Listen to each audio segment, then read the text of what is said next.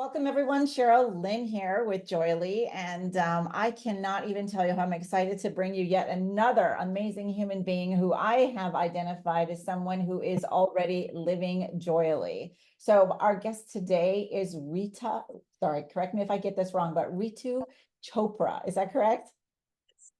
Did I get it right? Yes. Okay, tell everybody where you are in the world. All right, Shell. So glad to be here with you. I am in East Coast of United States, the New Jersey, New York metro area. And as you said, yes, I am living joyfully.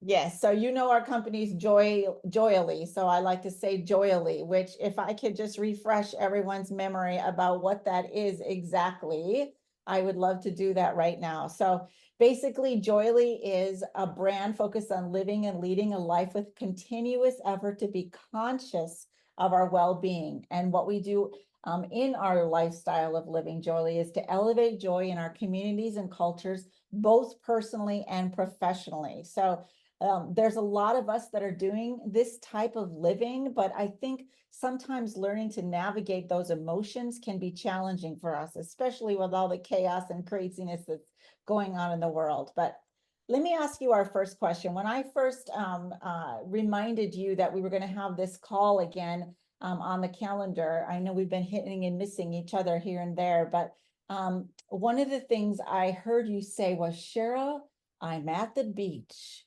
Or, you know what, now is the time to just hang out because I feel like I'm moving through the summer and these are the times of my life. So tell me a little bit about your lifestyle and why you think you're sort of elevating this joy within your own personal space. So, thank you for the question. I know it's kind of a loaded question, and Yes, always. I am going to take a few minutes to kind of sort out for our listeners, what it is. Most of us, and regardless of where we are in our life, we are young parents or empty nesters or retired or whatever we are doing in the world in our journey, we have a lot to juggle, right? And we have been there. We have learned from all those experiences to maybe um, look back, reset, and live better. Living better doesn't mean that you're sitting at the beach or traveling around the world. It's that whatever your life is, you are enjoying that fully, immersed in it. Accept the way life comes to you. Accept it and work with it. Deal with it. Prioritize it. That creates that so balance in your mind and in your routine. So the joy is an outcome of that. So for me, I wear many hats. I work so long hours. I have a day job. I work in the evening hours so much to live what I wanted to do when I grow up. So there's always no free moment. But then I have created a promise that I lived for many years that Sundays are my personal days, however I want to use it. Mhm. Do not come in front of my computer at all. My work area is separated for the rest of the house. I do not come in front of it. Sunday could be my day at home, day of catching up household stuff or doing running errands or doing whatever I want to do. In the summertime, because we live in Northeast, so we have short summer months. So I create my planner. Those are the kind of things that enjoying moments where you unplug, cut off, create a balance. So there's so much anticipation. Yes. I Those certainly did not mean that you were not busy in your life and doing all the things. Like, I don't know how many books you have published. How many is it again? uh the third one is coming. The third one is coming. And how many documentaries? Was it two? Two series, one documentary and one series. Very cool. So you can see she's not someone who is putting things off or feeling like there isn't a lot to accomplish in the world. I don't think that's it at what I was saying at all, right? But I think that those of us that are really busy who can stop and accept wherever we are, as you were saying, whatever your life is, and take the time to go do what it is you do instead of pushing hard and trying to get through it. So that's what I get about you more than anything. I love your laugh. I love your spirit. I love the way you connect with people. I love that we were part of the LA Tribune together and I saw you did an amazing speech. Thank Um, so Rita, we did the Chair of Joy experience, and if you don't mind, I would love to just refresh your memory. So for everybody that's at home, if you haven't heard of what this is one of our methodologies that we help people stay in that elevated state of joy or to navigate their emotions so they can get back to the thing that drives them, what their dreams are made of, so they can step into it. So remember, it was sit, breathe, think, feel, and I can't remember where your Chair of Joy was, but if you could think back, could you maybe tell me a place that you love to sit that's kind of away from all the chaos? Do you remember what it was? Yes, actually, my working area is my sanctuary. So I have created that as it's sort of a spiritual seat for me, where I work and I spend a lot of time where my just coming in the space, I'm disconnected with the rest of the things. So as my next book is the title is Magic and Mindfulness. That's exactly what I live. That Mm. present moment and being totally focused. And I wanted just to share an example here. We talked about, beach day. For most people, with due respect, beach day is just like looked forward to that we want to go beach, suntan, and all of that. For me, my beach day meant to me that being absorbed in the elements of the nature. Here you are, you have all five elements that we are made of and we are surrounded by, you're all together in it. For me, that's kind of so meditational and just energizing moments. And Yeah. that's what I had. I had subliminally created my work area, my surroundings in my work area, peace, calm, surrounded by green plants, etc. And that's my place of joy because I become clear. Yes, beautiful.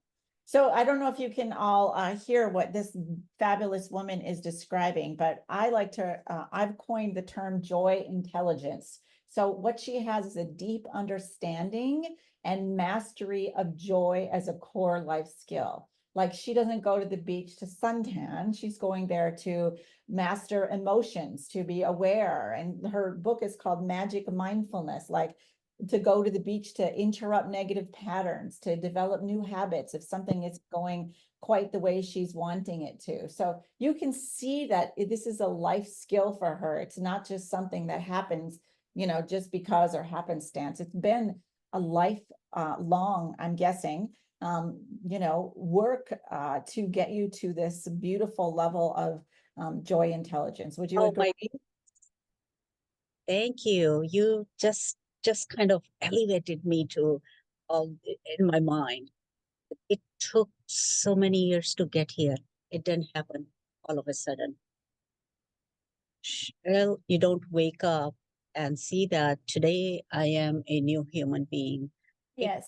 takes a lot of effort for most of us. And being open to that and accepting that it is the joy of the moment, you know. I you had asked me a question to look back. If I may share that experience of when I filmed the documentary series, and they later on my nonprofit came into play. Well, that was a recommendation from my mentors, right? So when I looked for what I want to name my nonprofit, long story, but lead my way was looking back, going into the memory lane of the most devastating, heartbreaking, painful moments of my life, Yes. where I sat on the floor on the side of the bed and cried for long hours Mm. until my tears dried up. And I prayed, Lord, lead my way. And lead my way just kept coming back to me. So I named the name of the organization lead my way. And as I had shared with you, the logo is a white and a black, white and black butterfly. Mhm. And reason for that was the butterfly is a transformation, but white and black is when we are going through tough times in our life. Yes. So much colorful things may be happening in life, but our vision, our mind is so much covered in black and white and darkness that we Yes, don't see the color. absolutely. And that's where we need to switch ourselves and find, acknowledge those moments of joy, even if we are not feeling uplifted.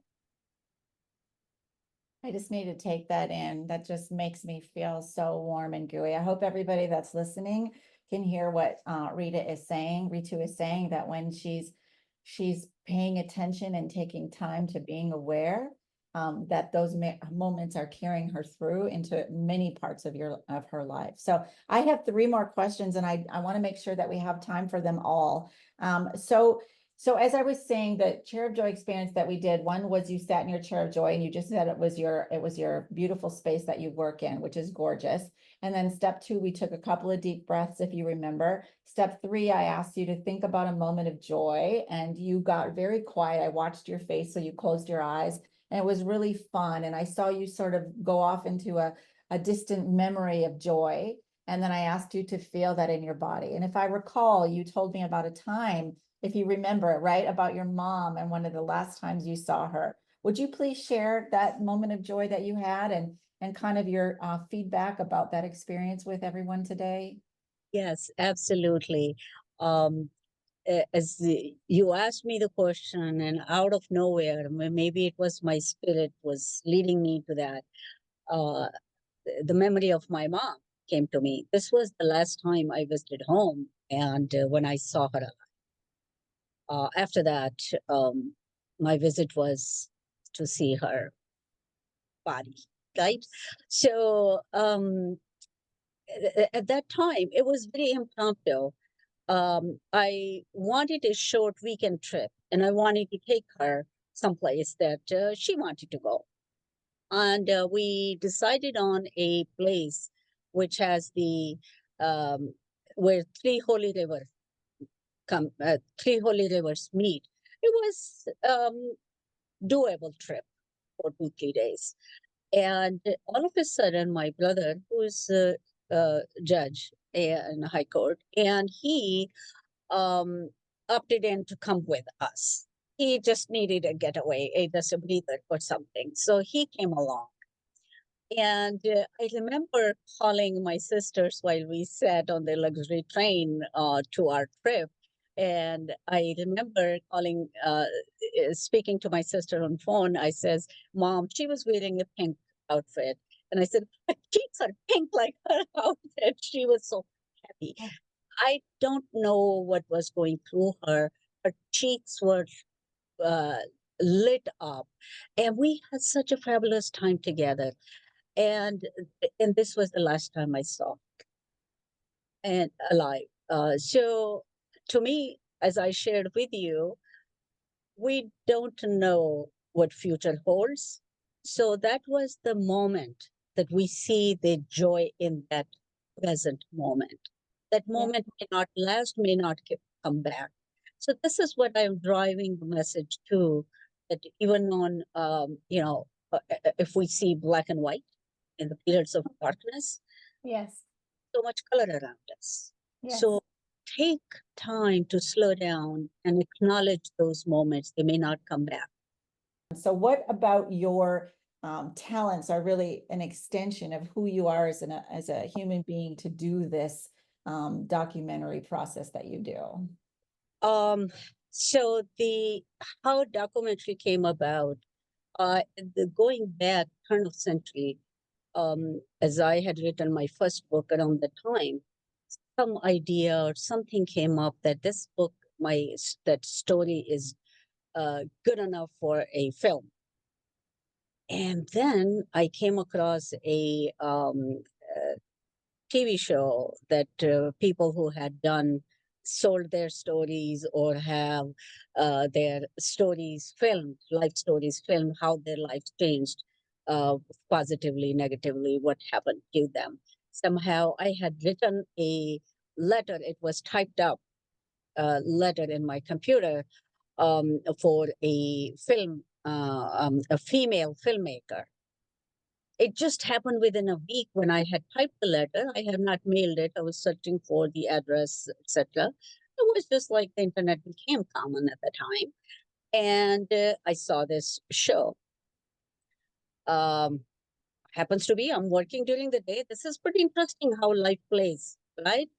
Pretty interesting example. Weekday, I'm working. This weekday was a legal holiday, so I'm watching TV around 3 p.m. And this show I happened to see, I changed my mind to mail the letter to this film director, world-renowned film director at that time. I did not, never mailed the letter. Somehow the desire was in me. Um, but I turned that experience very differently when I came to many years later, almost 17 years later, when I thought about it. The idea behind it was um, to create a learning lesson that something um, is taken seriously and something is taken positively to turn itself around. Universe has a higher plan for you.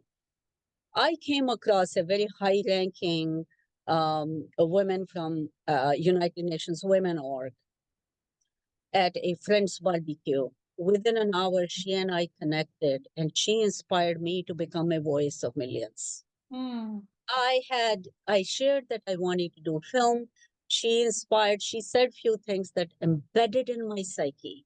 I mm, never, as a technologist, as a business, have gone to business school. I had never taken a single class on how to film, right. but I had a TV show at that time. So I was very much familiar with studio recordings, etc., etc. So in 8 months, 1 week before her diplomatic visa expired in New York, she was my first guest to be recorded for me. Oh my goodness.